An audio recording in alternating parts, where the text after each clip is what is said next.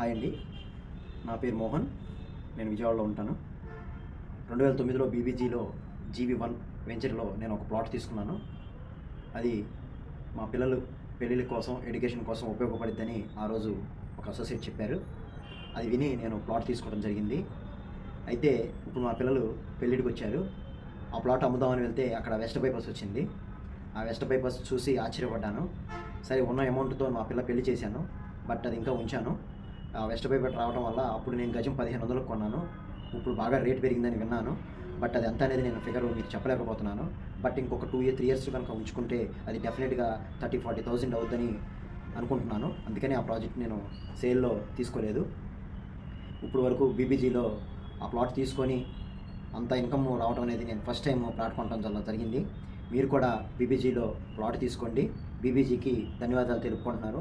మీరు ఇన్వెస్ట్మెంట్ చేసి మీరు కూడా మంచి ఆదాయాన్ని తీసుకోండి. రీసెంట్గా మనకి బందర్ రోడ్డు చలివేంద్రపాలెంలో కూడా ఓఆర్ఆర్ వస్తుంది. 500 మీటర్స్లో ప్లాట్ వస్తుంది. అక్కడ తక్కువ ప్రైస్లో కూడా ప్లాట్స్ ఉన్నాయి. తీసుకుంటే కనుక మీకు రాబోయే 3-4 ఏళ్లలో కూడా మంచి రేటు పెరిగిద్ది.